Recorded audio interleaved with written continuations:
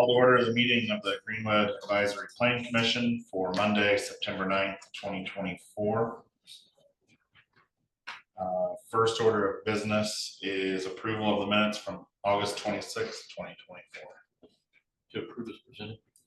I have a motion by Mr. Price, second by Mr. Milborn. By rule, with members present virtually, we will do a roll call vote. Mr. Walker? Yes. Mr. Price? Mr. Milborn? Yes. Rose? Yes. Mr. St. John? Mr. Shell?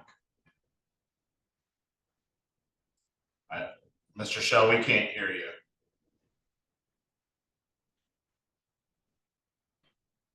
I'm gonna go ahead. Can you hear me now? Yeah, we hear you now. Okay. Okay. Yes. All right. And I'm a yes. So I have 7-0 passing. Any special requests or continuances?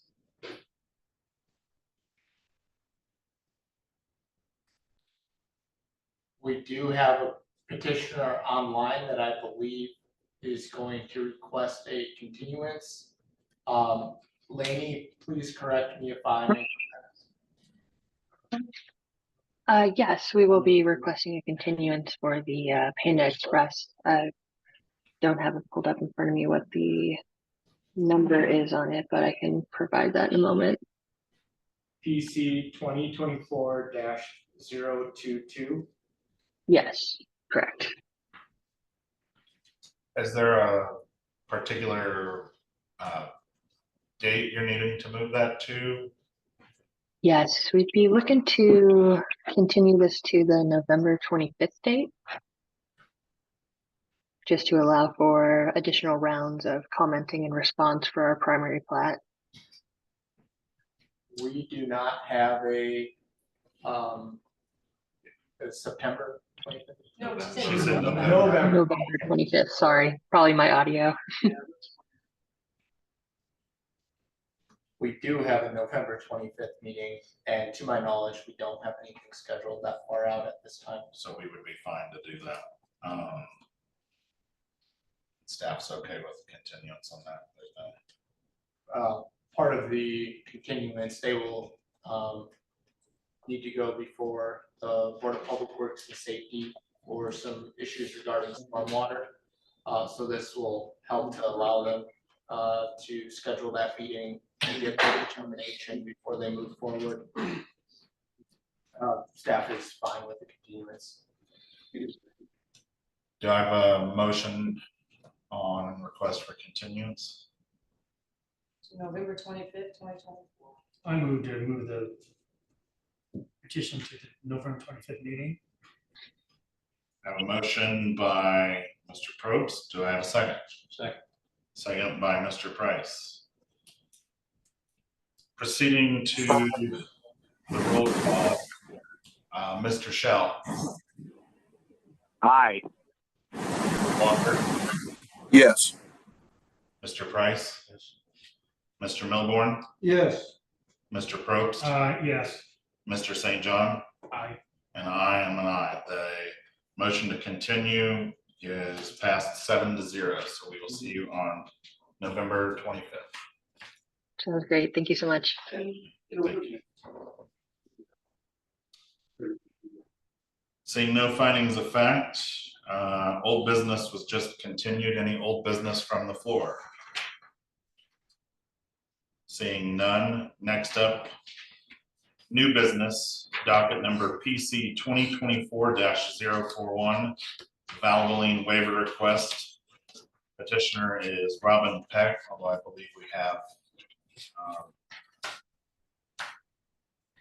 I forget your name. That's okay. Mike Mahalik with CESO. Go ahead and tell us why you're here. Absolutely. Yeah. Good evening, ladies and gentlemen. Appreciate your time. I'm Mike Mahalik. I'm with CESO. We're the design and permitting firm on this project for Valvoline. And we're looking at a new 3-bay Valvoline Instant Oil Change Facility. That's hopefully going to be going in at the upcoming development, commercial development at the southeast corner of US 31 and Worthsville Road. Particularly tonight, however, we wanted to present to you a waiver request for the required 40-foot wide landscape buffer that is triggered by section 10-0306I landscape buffering. Particularly, I think it's a CM zoned parcel abutting an IL zoned parcel on the east side of the site. We have some hardship there, particularly a gas line easement, 33 feet wide, which is kind of not allowing us or not practical for us to be installing a large amount of landscaping on that side of the site. And I think additionally too, I believe that's a lift station over on the other side of the property line there on the east side. We feel it wouldn't be very detrimental to the public or anything like that to allow for the waiver request. So that's why we're here tonight. I'm happy to answer any questions, or if you have any concerns, I can talk through those. Thank you. Thank you. Staff, any comments or questions? Staff is partially in favor of this waiver. We understand with the pipeline that trees are not a possibility there, so we're fine with that part. I think it was about to be a little under 40 feet, showing where the grass area would be over that pipeline. We would ask that the smaller shrubs be planted as required. I believe there were 67 in total. Yes. It was 46 required, and there were 21 trees, so we would ask that those be converted to shrubs, which comes up with a total of 67. Yes, absolutely. And we're definitely agreeable to installing 67 shrubs on the east side there. So we saw that in the staff comments, and that's certainly, we're good with that. Anything from any other commission members on that? Or will we make that up? Oh, it's in there. I have a question. Yeah. Whose pipeline easement is this? I don't know specifically. Is Duke, I don't have my notes in front of me as far as whose easement this is or who's the gas provider. I want to say off the top of my head, it might be Duke Energy, but I believe what this is a proposed gas easement that's going to be in place for the overall development. And I could be wrong on that. I would have to check with the developer and the owner to see they're bringing the utilities to our site and see if that's part of their plan or if this is something that exists today. So it could be like a main service main into the development. Correct. It could be something that the developers are bringing into the overall development, and it just so happens to come through our side of the site there. Again, I'm not positive on that, but I can do some background search. Mr. Walker or Mr. Shell online, do you have any questions? Thanks for asking, but no, I don't have any questions. It's Brian Walker. No, also, I don't have any questions. I do have one comment. I think that it's possible that that is that gas easement that travels diagonally across Greenwood, goes underneath 31 and comes out. It's about 33 feet wide, I know, in other places.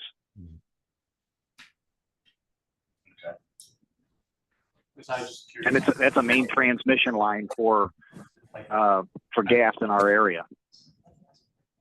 I was curious if it was existing or proposed. Right. Oftentimes we see pipelines require an easement be dedicated.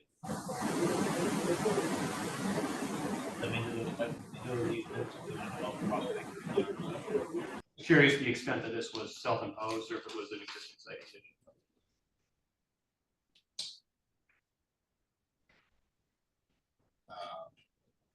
Mr. Mahalik, it looked like you might be researching there. So I was looking, sorry about that, everyone. I was looking at our Alta survey to see if it's marked as an existing easement. I just can't find it right now as I'm digging around. I apologize. It does not indicate on here. I'm sorry about that. Anyone else have anything? If not, I will entertain a motion on this item.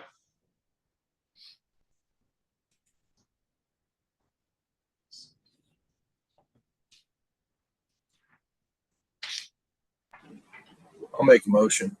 Okay. This is Brian Walker. I move, according to PC 2024-041, I move that the request for the Unicorp National Development for the waiver of the requirements of the Unified Development Ordinance, Greenwood Municipal Code, Section 10-3-6, landscaping and buffering, that specifies a minimum 40-foot large size buffer yard where differing districts and zones abut, with 5 canopy evergreen trees, 4 ornamental trees, 20 shrubs, every 100 feet, to eliminate the buffer yard along the east boundary where the subject property abuts IL property because of site constraints, including a gas pipeline easement prohibiting placement of the trees, be conditionally approved to eliminate tree plantings only. The required 67 shrubs must be planted, and that the Planning Commission find the Unicorp National Development has met the criteria set forth by the Greenwood Municipal Code, Section 10-4-03K, for the waiver for the reasons set forth in its request for the waiver as presented. This is John. I'll second. Motion by Mr. Walker and a second by Mr. Shell. Last motion. Leading to a roll call vote. Mr. Shell. Aye. Mr. Walker. Aye. Mr. Price. Aye. Mr. Milborn. Aye. Mr. Probst. Aye. Mr. St. John. Aye. And I am also an aye. Motion carries 7-0. The waiver request is approved. All right. Thank you, Mr. Mahalik. Thank you, ladies and gentlemen. Really appreciate your help. Have a great night. You as well. Thank you. Next up is docket number PC 2024-045. 509-517 Pleasant Run Drive waiver request. The petitioner is Thomas Loudermilk. I believe he's here in the room.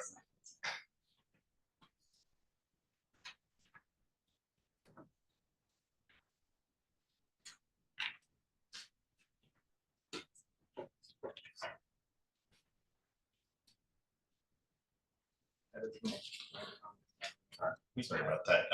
For the record, could you just state your name and address? Thomas Loudermilk, and my home address is 3465 West Newmark Street. All right. Okay, go ahead and tell us why you're here.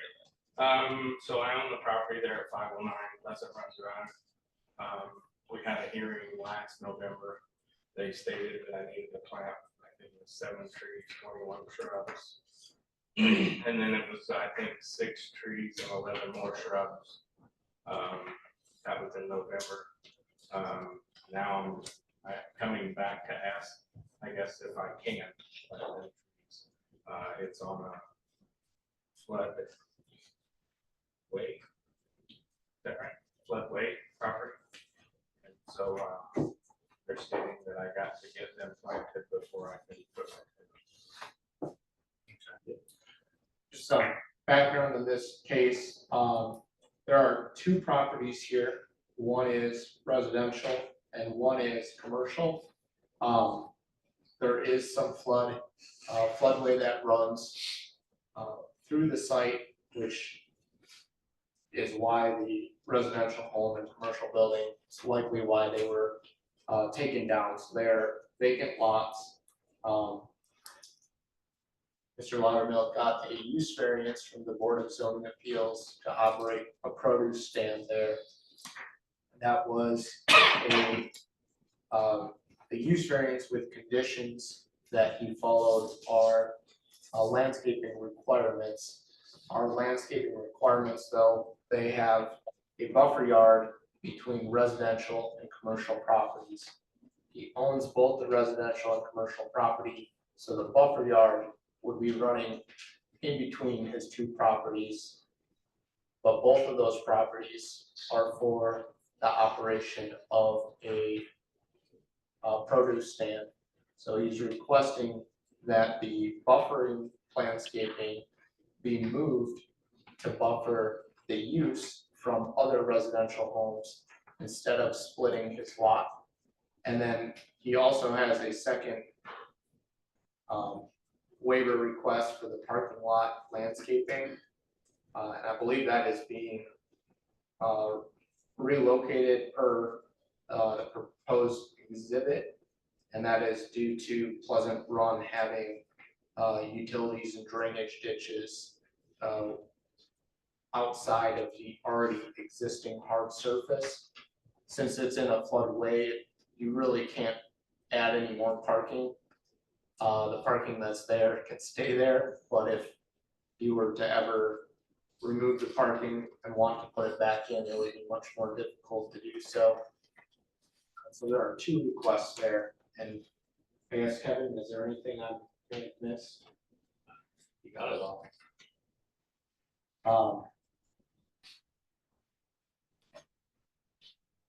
Overall, staff does recommend approval of the two waiver requests, and we do state that the petitioner should work with staff on the planting locations as he works through his site plan. Anyone have any questions for staff or petitioner? Mr. Walker, any questions for? Mr. Walker, you're muted. We can't. Sorry about that. I was going to ask Shauna. I mean, there's motions here for both properties and the parking lot separately. I mean, if we were to make a motion one way or another, would we put those together or keep them separate? We usually do them separate if they are separate waivers. One is for the buffer, one is for the perimeter parking lot. Gotcha. One without granting the other. Okay.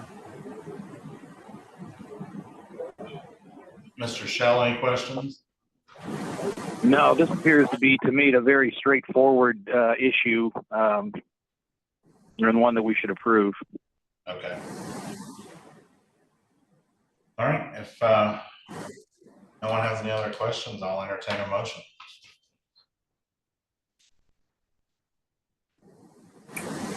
I'll go ahead and start a motion on PC 2024-045. This would be 509 Pleasant Run Drive. I move that the request of Thomas Loudermilk for a waiver of the requirements of the Unified Development Ordinance, Greenwood Municipal Code Section 10-3-06, landscaping and buffering, that specifies a minimum 40-foot large size buffer yard where differing districts and zones abut with 5 canopy evergreen trees, 4 ornamental trees, and 20 shrubs every 100 feet to eliminate the buffer yard along the west boundary where the subject property abuts CM property, because compliance renders the lot usable because of its small size, and the required buffer yard is being relocated to the east boundary of the property. Be approved, and that the Planning Commission find that Mr. Loudermilk has met the criteria set forth by Greenwood Municipal Code Section 10-4-03K for the waiver for the reasons set forth in his request for the waiver and as presented. I have a motion by Mr. Walker. Do I have a second? I'll second that. I have a second by Mr. Probst. Moving to the roll call for the vote, Mr. Shell, Aye. Mr. Walker, Aye. Mr. Price, Aye. Mr. Milborn, Aye. Mr. Probst, Aye. Mr. St. John, Aye. and I also am an aye. That motion carries 7-0. Another parking Consider lot. for perimeter parking lot.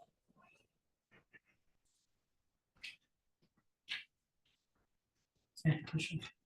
Same docket number, yeah.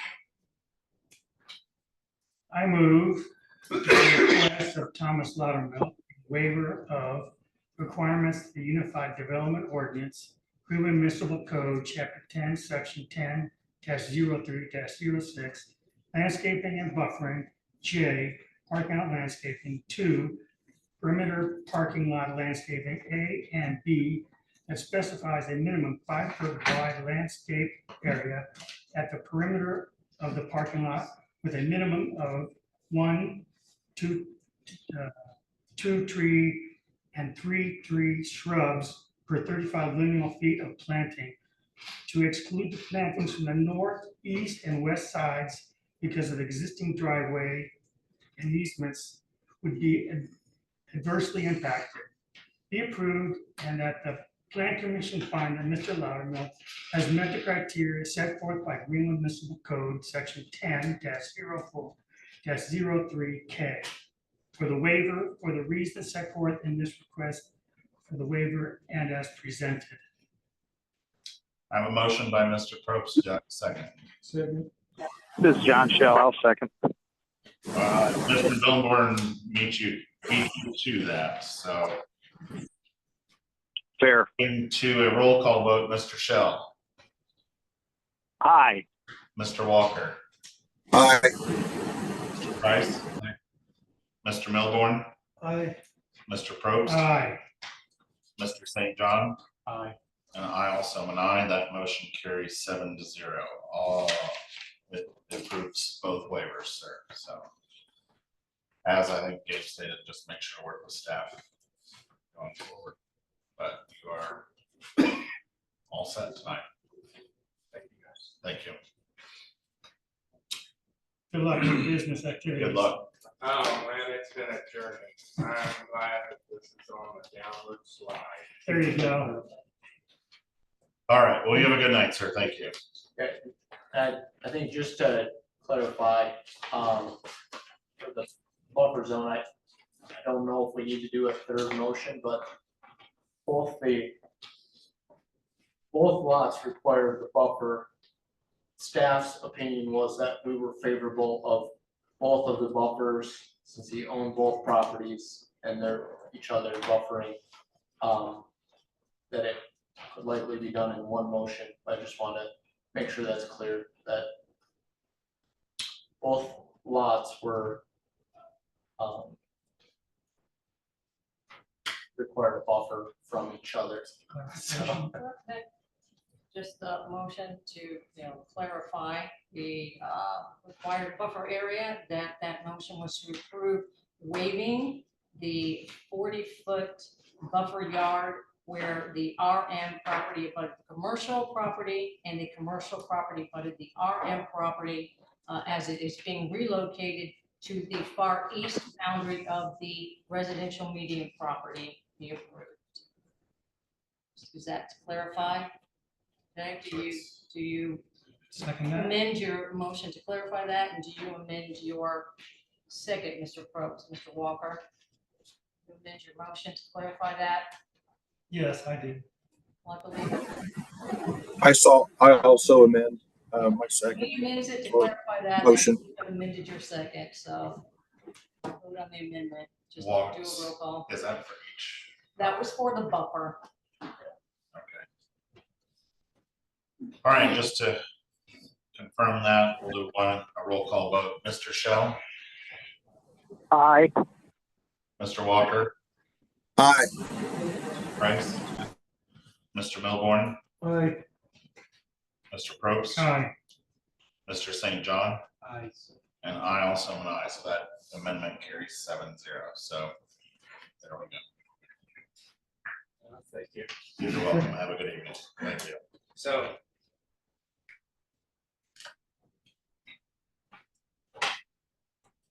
All right, next up under new business, amendment of plan commission rules of procedure. I'll turn it over to our planning director. Hi there, I'll present this one. So we did send out some amendments to our plan commission rules of procedure. These are the rules that our plan commission operates under, and it kind of sets out how staff communicates things to petitioners as they come and apply for things with plan commission. Some of our key amendments is we aligned our public notice dates with some of Indiana state codes requirements. Some Indiana state code requirements such as annexations actually require a 20-day voluntary annexation. And I think there was even some that we were well exceeding what the state code required. Also, we have an amendment to reduce the required newspaper notice from 2 papers to 1 paper, reflecting that the city of Greenwood only has 1 active newspaper, the Daily Journal, which is in attendance tonight. We did also clarify with commitments, we aligned those dates with our table, which has dates. And then lastly, we are removing all areas that reference our outdated interstate overlay district and the I-65 overlay committee. The city of Greenwood did away with overlay zones in October of 2020 when our new unified development ordinance, new 2020, it was new in 2020, was put out. And since that time, the holdover cases that were still operating under the grandfather overlay zone have expired. So now we're asking to remove any reference from the overlay zones that we no longer have from our rules of procedure. Your first couple pages have the red line of the changes that we are suggesting. So you see Article 3 has the filing deadline and public notice requirements. Article 4 includes the number of newspapers, as well as Article 9.09, specifically Section 9.08, talks about the newspapers and the dates again. And then Article 12, that has a reference to the Interstate 65 overlay district, which we no longer have. And then Article 14, the article is titled Overlay Committee, and this laid out rules for the overlay committee. We have not had an overlay committee since 2020. And so we are suggesting that we do some cleanup and remove those dates. The next page after the red line, we have our proposed rules of procedure that incorporates the edits into the document. It also has the amended table of contents. And then after that page, after that, there's 15 pages there. We have the current rules of procedures, which have our rules of procedure as they're currently laid out. Staff is here for any comments or questions that you guys might have. Anybody, any comments, questions about that? Should we give this a good reading over before the next meeting? Pretty straightforward, but if you didn't have a chance to review, that's up to you. Thank you. Mr. Shell or Mr. Walker online, did you have any questions? Comments? I do not. John Shell. Yeah, this is Brian Walker. I don't have any questions. I've read through it. Looks pretty straightforward. If not, I will entertain a motion.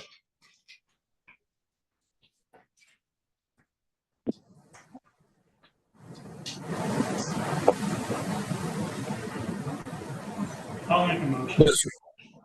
Okay.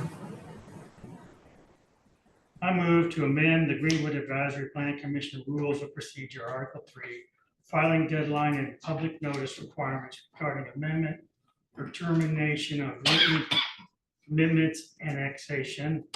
Article 4, public notice, Section 4.01, notice requirements regarding the number of newspapers for notice, Article 4 written commitments, Section 9.08 regarding public notice requirements, and number of newspapers to notice to modify or amend commitments. Article 12, administrative site development plan approval, sections 12.01 regarding delegation of authority to planning director to approve site plans, and Article 14 to delete the overlay committee rules of procedure as presented by the planning director to become effective immediately upon the passage of this motion. A motion by Mr. Probst. Do I have a second? Second. Second by Mr. Price. Proceeding to a roll call vote. Mr. Shell, Aye. Mr. Walker, Aye. Price, Aye. Mr. Milborn, Aye.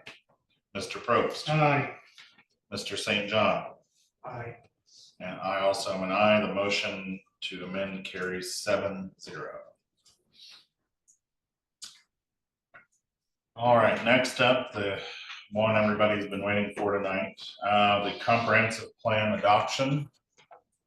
So we'll turn that over to, this is a public hearing, so the presenter will have 15 minutes to present. Any demonstrators against will have 15 minutes.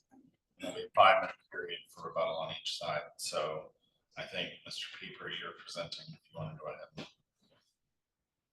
First, be sworn in by our secretary. In fact, anyone who intends to speak and testify during the hearing should stand and have the oath administered to them now, so we know. Do you swear to use perjury, testimony to the best of your knowledge?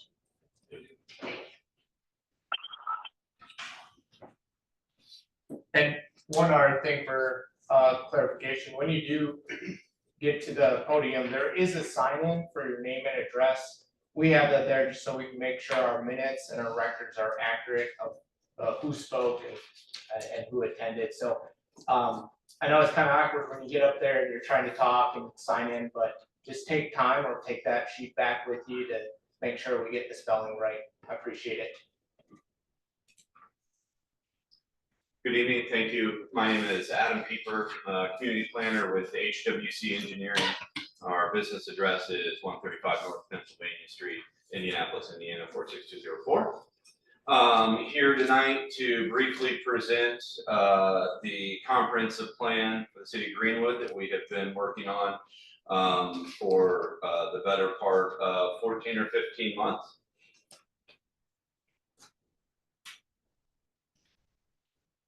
There we go. Just want to briefly touch on the planning process, a little bit about how the plan is organized, and just a couple of the changes that have been made to the plan since the last time I was here presenting, and then happy to answer any questions you may have.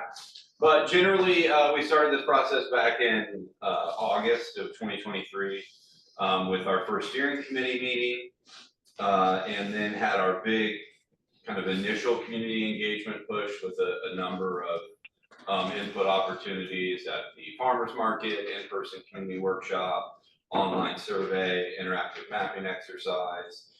We also conducted a number of targeted stakeholder meetings, all kind of in September of 23 there. Coming out of that initial engagement gathering session or series, had several steering committee work sessions to evaluate that input along with our other analysis and create a set of goals and strategies that have then been refined and incorporated into the plan. We shared those initial goals and recommendations at a community open house in February.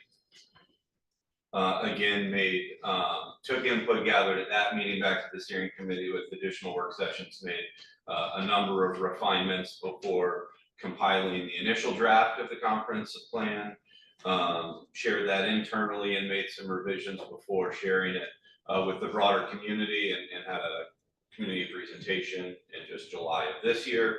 And then again, made more edits before producing the adoption draft that was again shared publicly. So we've, I think each of our initial in-person workshop and Big Ideas Open Houses had well over 100 attendees. The more recent community presentation had about 60 people on a rainy night at the library. Additionally, the initial community survey had greater than 300 responses. That was for the broader community survey, as well as one targeted to high school students. And then we had a survey that mirrored the information shared at the Big Ideas Open House, and that had 144 responses. So just, a couple photos here of steering committee meetings, community meetings, worked with staff and Daily Journal to share information about the process and upcoming meetings, and appreciated the coverage we were able to receive with that, and really think that contributed to the meeting turnout that we were able to achieve. And again, online input here, just a summary or one of the survey questions, as well as that online interactive map. In terms of the plan itself, it is organized into 11 chapters and then 2 appendices. So executive summary, introduction, background is a lot of that analysis, the existing socio-demographic data, existing land use, some of the existing built and natural environment information. The community engagement chapter is a summary of those meetings that I just referred to. More information about that data analysis is found in Appendix A, the existing conditions report, and then the more detailed meeting and survey responses are in Appendix B, the engagement report. But really the key recommendations of the plan are embodied through chapters 5 through 10, land use, infrastructure, quality of life, public safety, and economic development to align with the city's 4 pillars. And then the focus areas chapter are 6 smaller areas of the community, varying size, but were selected given their either existing importance, for example, Old Town or the Greenwood Park Mall area, or the potential they have to accomplish a number of planned goals if those areas would be to developed in the future. The East Town area on East Main Street, as well as then around the Wordsville Road and I-65 interchange. And then the implementation chapter, part of the implementation recommendations really are distributed throughout those chapters 5 through 9, with each of the planned goals then further refined into a series of strategies, and each strategy has an action plan with it that includes a number of action steps, as well as potential time frame and kind of implementation lead or implementation responsibility for each of those. Then the implementation chapter gets into generally how the plan is used, how it should be monitored by you all, staff, and the common council, and what updates may, or how to handle updates in the future, as well as a separate piece that is outside of the plan itself, but some information about potential funding opportunities that could be used for various plan recommendations. Just a couple key things to note from certainly the last time we talked, and then as the adoption draft has been out. Original in a previous iteration of the future land use map, those 6 focus areas that I talked about were grayed out and numbered to generally reference in their section later in the plan. At the request of staff, we've removed those kind of gray areas to show on the future land use map what those future land use recommendations are for the focus areas, both here and then obviously further defined in the focus area chapter. So you'll notice that difference. On the thoroughfare map, not really any changes since the adoption draft, but obviously given its importance within the plan itself, and certainly to the community, given the number of comments we heard related to concerns about traffic congestion, enhanced connectivity, as well as bicycle and pedestrian safety, when we to include it here. And then in the future trail system map, we did have a couple minor changes. And these are really where there's already an existing trail facility or shared use path along a roadway. We had those on the map with a solid green line.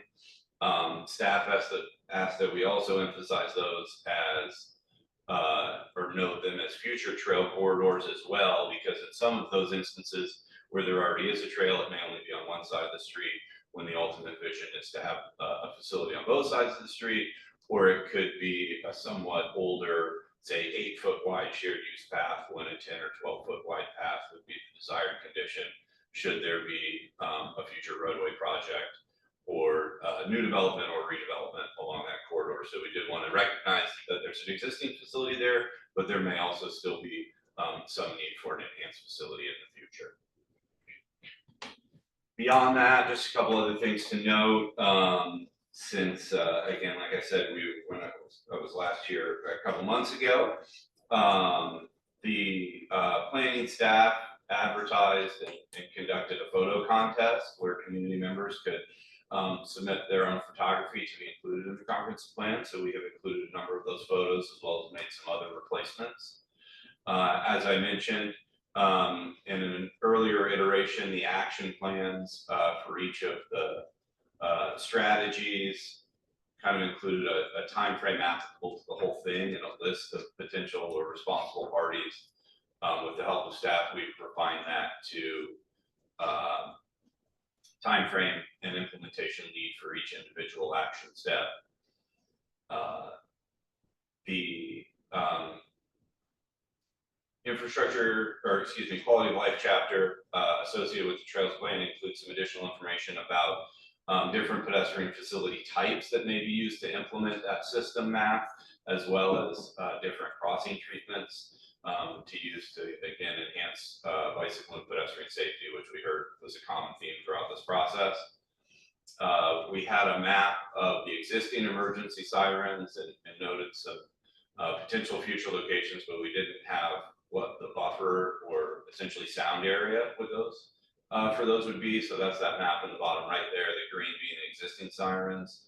And the siren is in the middle of that big green circle, and then that green circle is the essentially audible area. So again, looking to the future and as development may occur to the east, understanding there will be a need for additional public safety sirens, and trying to make sure that the plan supports the developer installing those in the future. And then beyond that, there were just some kind of style and clarity edits to some of the focus area maps and consistency across the legends and things like that. Not really change certainly any of the recommendations in the plan, but just make it more consistent. Happy to answer any questions. Again, I don't think you want me to read the whole plan, and certainly can't do that in my time allotment. But just appreciate, the feedback that you all have provided through this process, and certainly our staff, our project steering committee, and all of the community members that came out to participate. All right. Thank you. Thank you. And with that, if there is a favorable motion made, we would, staff would request that you include the recent edits for the multi-trail map and for the focus area clarification with that motion.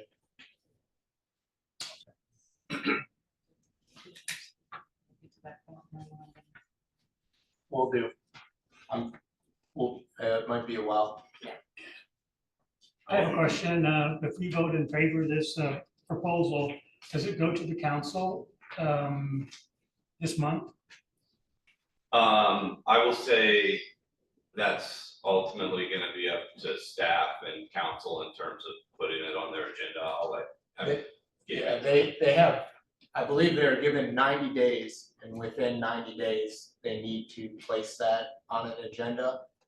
Typically, our council will do something immediately following a plan commission procedure. So if you guys give them a recommendation, it very likely could be on the 16th, which is the next common council meeting. 16th of September.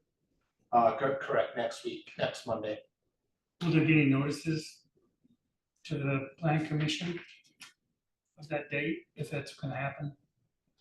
Or can we call in and ask? It will be in the agenda that's shared publicly, and you definitely can reach out to our office, and we'd be happy to provide you with the date once we know that date is accepted.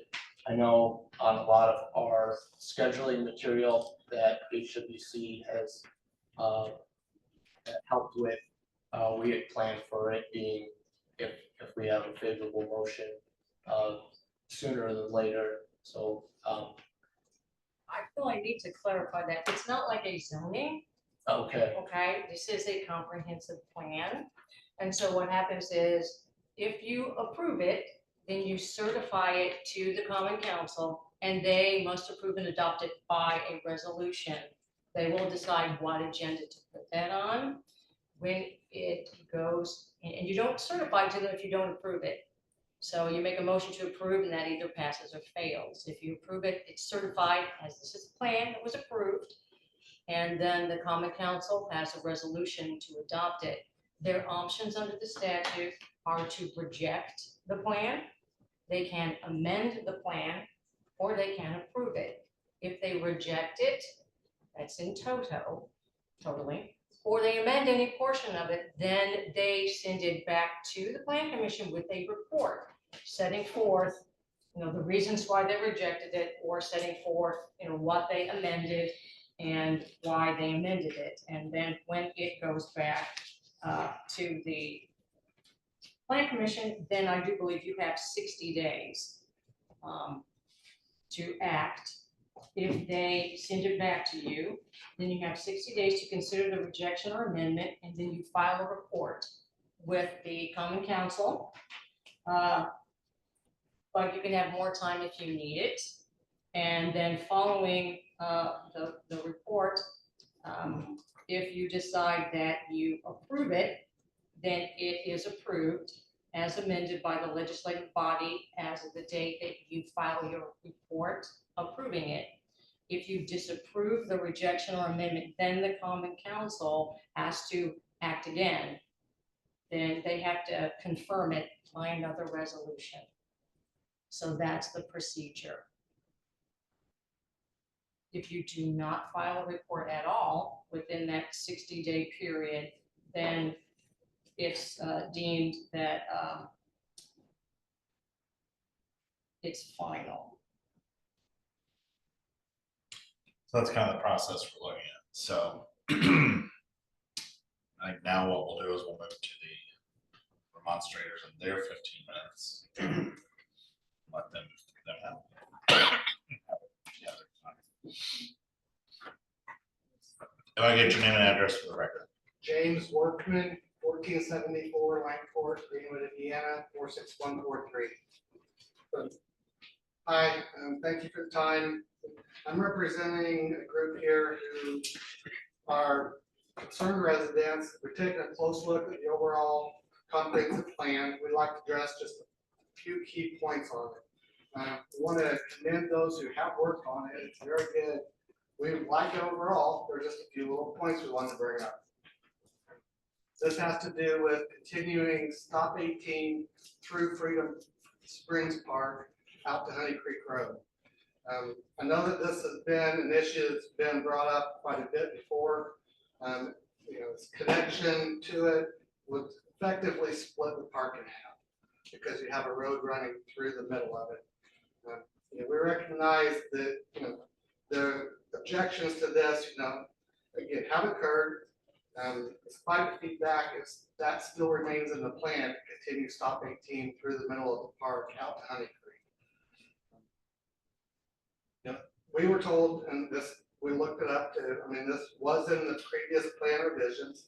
That does not necessarily mean it's still desirable or even that it's required. There's been no specific request that we are aware of. from that side, from the west side there of the city on needing access to Freedom Springs through a stop 18 road. So that's something, you know, I don't think there's been a demand study raised on that either. We realize that the comprehensive plan is a good policy document that will be used for years to come. And that's why we wanted to bring this up, because it does carry such weight. The concerns we have are around safety, the environmental impact, the necessity, and then the exploration of other alternatives. We're going to talk through those details here. You know, what we'd like to do though is just ask for your consideration to remove that from the comprehensive plan, to remove that one section through. That's our request. And just to remind you, if you didn't already. I will make sure- sign, I have copies of what we're going to bring. Would you like those or? Yeah. Okay. My name is Ron Detar. I live at 1072 Margate Drive. And I'm going to be talking about the safety and the environmental concerns. The primary reason for the completion of Stop 18 through Freedom Springs Park actually started many years ago, even before Freedom Springs Park was there. So continuing it at this point doesn't really make any sense, because currently you have two other roads, Averett, which just got finished, that goes straight through, and then Cutzinger, that also goes through right by the fire station. So they're less than a quarter of a mile on north and south of that area. The proposed road would go pass right through the middle of the park. And it would actually divide the park in, like Jim said, in two halves, which would run by the dog park, which would go by the ponds, which would also, as it was told to me, snake through the park to kind of alleviate speeding. To where it would go right by the soccer field, right by people's houses. So if there's any kids who kicks the ball across the road, they're going to be chasing the ball, and they're, you know, kids, they don't live in cars. So there could be potential of safety violating chapter 8, as was in the proposal, as far as safety is concerned. It also, going right by the path that is currently there, it also alleviates part of the reason for the park, because it's there for, it's peaceful, it's quiet, people are able to go and use it at nighttime. There are summer activities, there's soccer fields there. They have a soccer club that plays there. My grandson plays there. And it's just detrimental and unsafe if you actually decide to put that in there. So taking it out of the plan seems to be the most best plan. And if you look at the way that it's presented to go through, it comes straight across over an underpass that people walk under, and actually people play on the top of it. And then it goes over and then curves down towards the soccer fields, and then goes out right behind a row of houses of Brighton Estates. Well, even if you put in speed bumps and everything like that, teenagers are going to be teenagers. And they're going to see it as a way of practicing with Formula One racing. Okay? And they're going to see how fast they can actually get through it. Plus, parks are supposed to have a sundown rule. As far as rules that when they close at dusk and open at dawn. What is this going to do if we put that road in there? It's going to bring up the crime. That there's a little crime there now, but you bring a road through there, it's actually going to raise the crime rate, which means you're going to have you're going to have to spend more money on patrols to go through there. So it actually doesn't help with finance either. So in the long run, between potential accidents, between upkeep of the road, people going through there with cars and everything, you've got a safety risk and an environmental risk that doesn't seem to be safe for anybody in the park. And the park is used a lot more than what's considered. And the comprehensive plan is supposed to reflect the will of the citizens.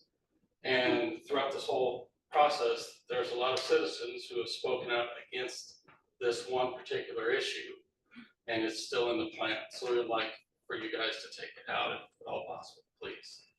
Thank you. You have two comments. Okay.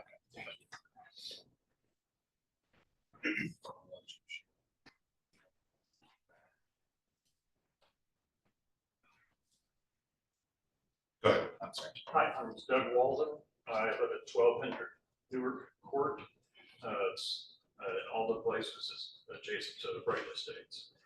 I'm here speaking to you guys on basically the throughput from west to east, east to west roads. So as far as we know, there haven't been any recent traffic studies that have looked to support any new roads that go east and west. There are currently 2 east-west through roads that are approximately a quarter mile from where the proposed Stop 18 would intersect with Honey Creek. They would be Able Drive, which cuts through Alden Place, which is just to the north, and Cutsinger, which is just to the south. And to expand on this, I took a look at Google Maps and looked from Main Street to basically Worsville Road. And in that 2-mile stretch, there are 4 major east-west roads: Main Street, Smith Valley Road, Cutsinger, and Stones Crossing. I consider main streets where there's not really a neighborhood. And then 2 minor, which would be Able, which cuts through our neighborhood, and Cherry Tree Lane, which cuts through just to the south of Cutsinger. So it puts 6 east-west roads in that 2-mile stretch that really could go for, allow folks to move from west to east to get to Neighborhood Road and have easy access to the park. Along with that, I believe there's proposed roundabouts at Avery and Smith, and on Cutsinger to the east at Avery, and to the west at Honey Creek. But correct in my understanding.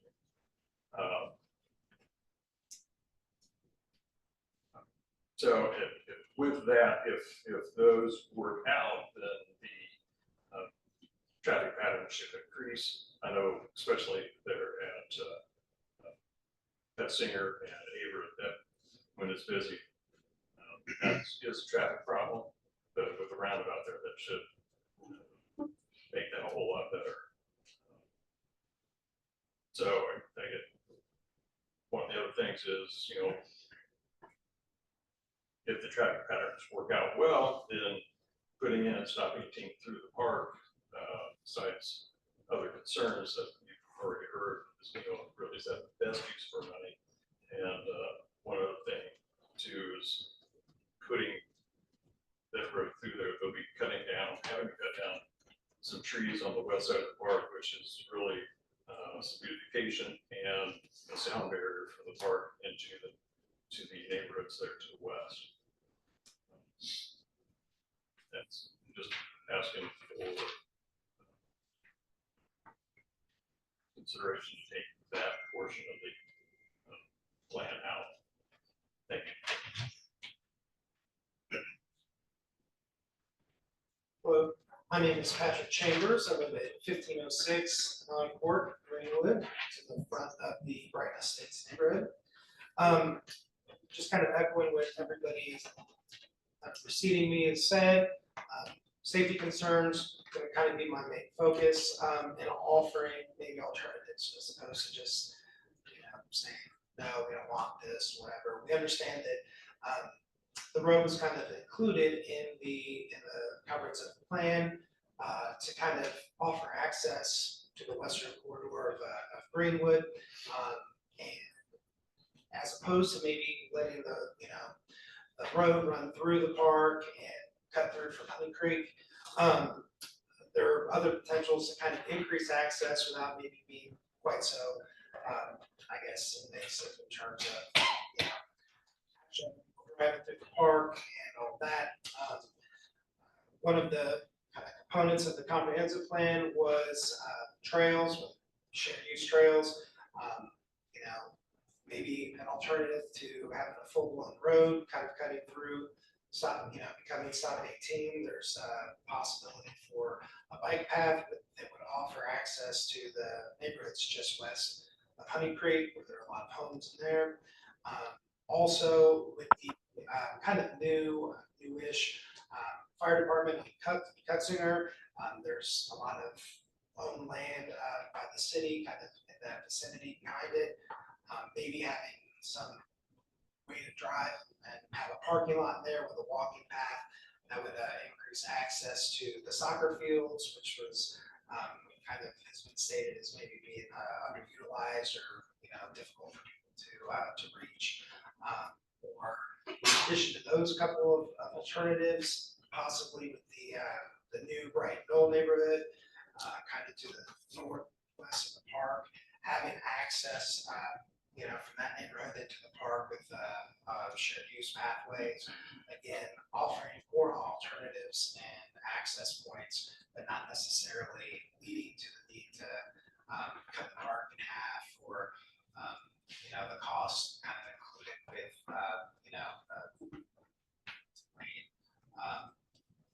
automobile thoroughfare. So kind of a balance, I guess, here really quickly of, you know, balancing park access, which is important, but also kind of, you know, maintaining safety of, you know, people who are patrons of the park, children, all that, people that ride their bikes. As of now, you know, it's pretty self-contained, lots of bike paths, lots of people riding, and, you know, there are only really a couple of points where they have to contend with vehicle access. And that's typically on the east side of the park, where there are a couple ways that cars, vehicles can come in. Thank you. Thank you. Did you have any questions for us? If we do, we'll get to that kind of at the end. What's next is, here in just a minute, we're gonna let Mr. Pieper have 5 minutes to respond to anything that he needs to.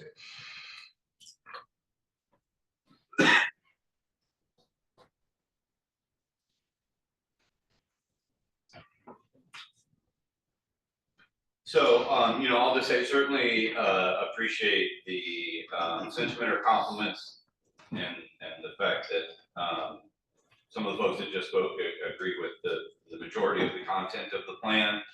I will just say, obviously, you know, the comprehensive plan is a long-range guide and has to, you know, function as a pretty high-level document and set of recommendations. They're, you know, certainly specific to the thoroughfare map, but also other recommendations in the plan. Certainly, additional study and engineering is needed to implement a lot of those recommendations. So I want to recognize that, and, you know, if designed poorly or not, you know, if some of these recommendations don't receive the future analysis and forethought that are needed, it could end up poorly, but I do think it can also, you know, be done well and be constructed to create a safe facility. You know, we lowered the classification, as was mentioned. This stop 18 connection is reflected in the city's current comprehensive plan. So we have continued that recommendation in part because obviously some of that roadway has already been constructed. And, you know, understand, I think that was part of the park plan. But we have lowered the recommended classification of potential future extension to a minor collector, in part to ensure that the road isn't, you know, overbuilt or designed in a way that would result in an unsafe condition. As part of that 5 minutes, I'll kind of speak about this. I think this is really the only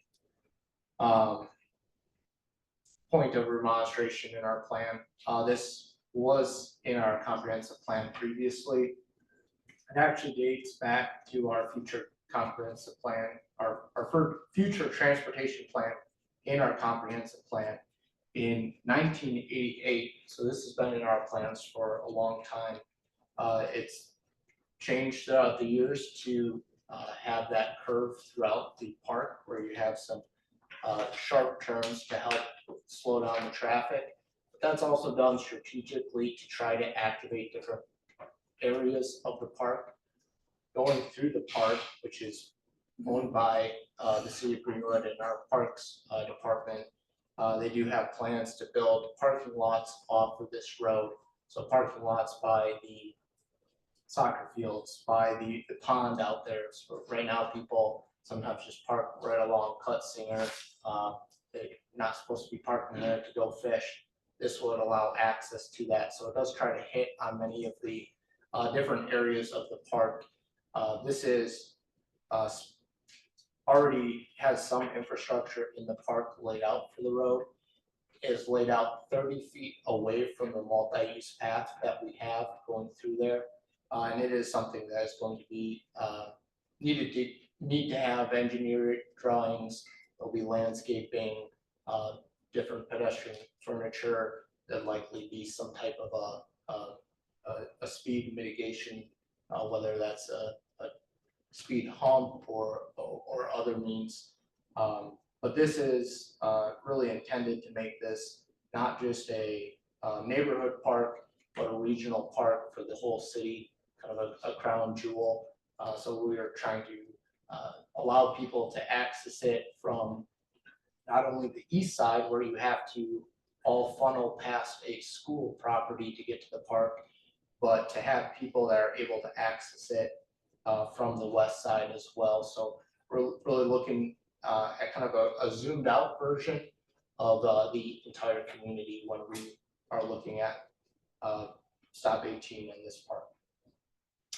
Can I make some comments at this time? Wait a second, 'cause we've got, yeah, so there's 5 minutes for any of the demonstrators to offer any rebuttal at this time, because I used up the 5 minutes, so you don't have to use it, but you are welcome to. I don't know, use the whole 5 minutes. You know, you're talking about do something that would keep it as safe as we could.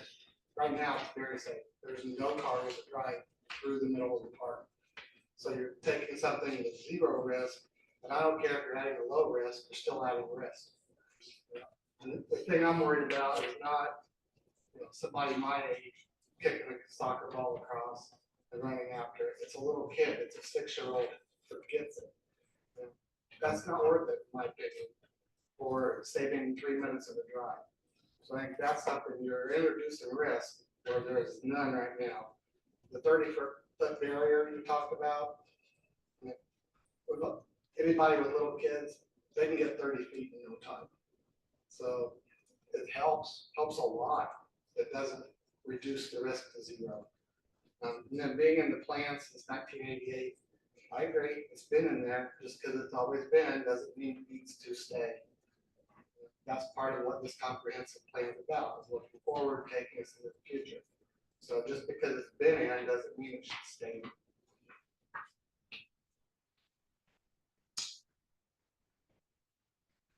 There's 3 minutes. Yeah, you can go ahead.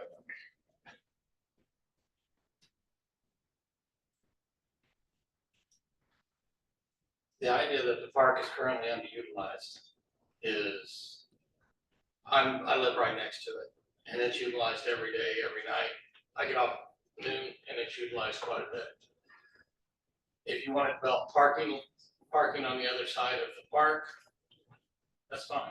There's places over there currently that people drive through our neighborhood and they park because there's parking over there. There's people that park over there for the soccer fields and everything else. But putting a road through there, any road is going to, that goes by junior high school, that goes by all those soccer fields, that goes by the ponds, you're gonna have a lot more accidents and a lot more people upset because of everything that you're causing and the environmental risk. You're gonna have people that break down. There's gonna be oil that's on the oil from engines, water, all sorts of fluids that come from automobiles that would break down in there.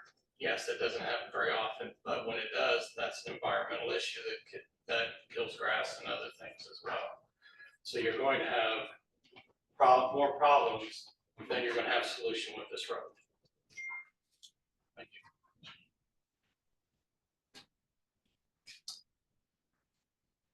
All right, with that, I will close the public hearing at this time. Questions from the commissioners, and I'll start with our two online. Mr. Shell.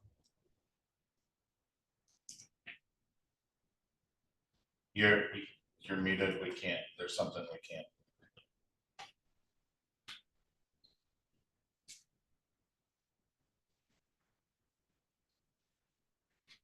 Sorry about that. I'm assuming that the planning department has discussed with the Parks Department their intents and their views of the value of this road. Is that correct, Mr. Nelson? That is correct. Okay.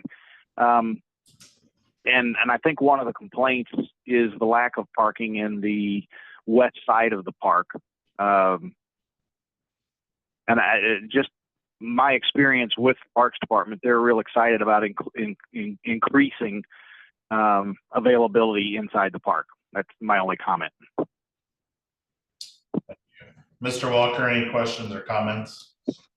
I just reiterate what John said. I mean, it's my understanding that the Parks Department wants more access to that park. So I'm not certain that I don't see the risk like maybe some others do there. I mean, we have streets everywhere in northern Johnson County. It's part of the development in itself. I think making access to the parks and the comprehensive plan that has just been presented is very well thought out and done, and it was pushed out last year, and I think there was multiple meetings and interactive opportunities to participate, and I think it's been very well done.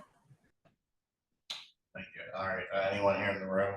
I'd like to make some comments. As a representative from the Parks Department, I talked at length with the Parks Director concerning this issue.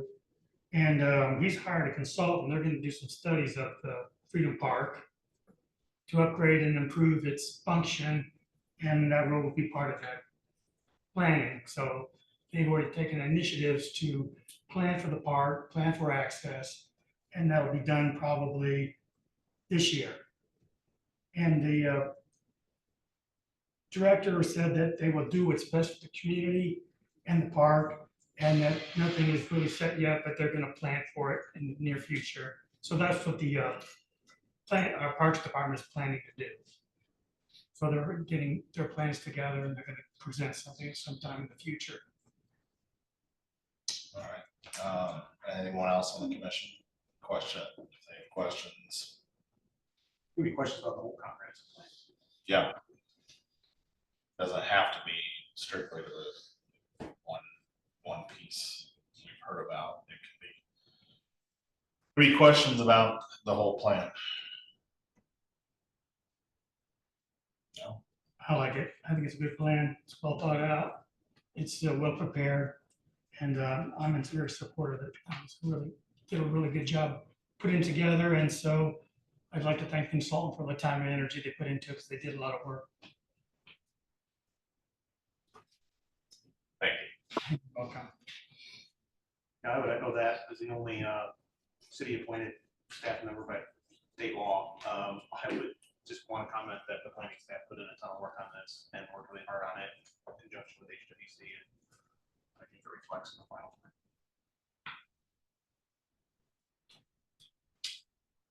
plan. If there's no other questions or comments, we can entertain a motion.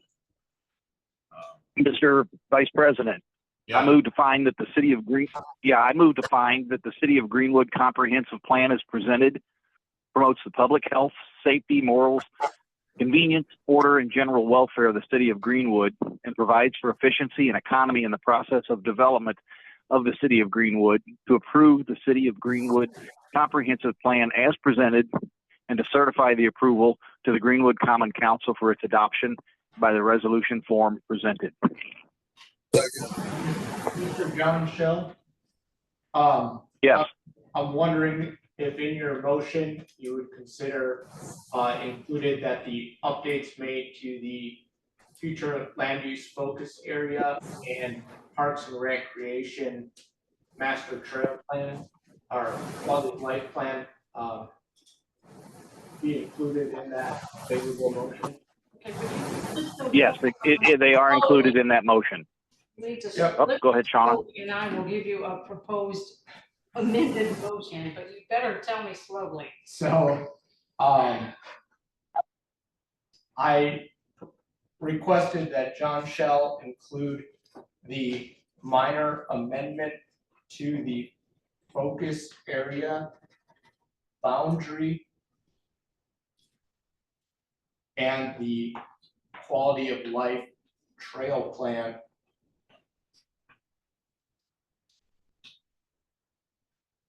So included. Okay, so he's moving to find that the City of Greenwood comprehensive plan as presented promotes the public health, safety, morals, convenience, order, and general welfare of the City of Greenwood and provides for efficiency and economy in the process of development of the City of Greenwood, and to approve the City of Greenwood comprehensive plan as presented, including the updates to the focus area boundary map and quality of life trails plan. Proposed trail plan. Okay. And then to certify the approval to the Greenwood Common Council for its adoption by the resolution form presented. Yes. All right, after all that, we have a motion by Mr. Shell. Do we have a second? I'll second that. Second. We have a second by Mr. Probst. Any last questions or comments on the motion itself? All right, seeing none, moving to a roll call vote. Mr. Shell, Aye.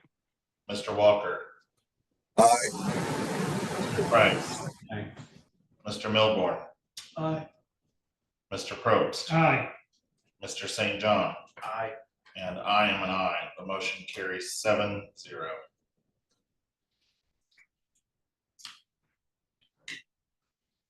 Thank you, Mr. Bieber. Thank you.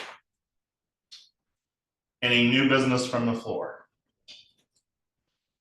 Seeing none, any announcements?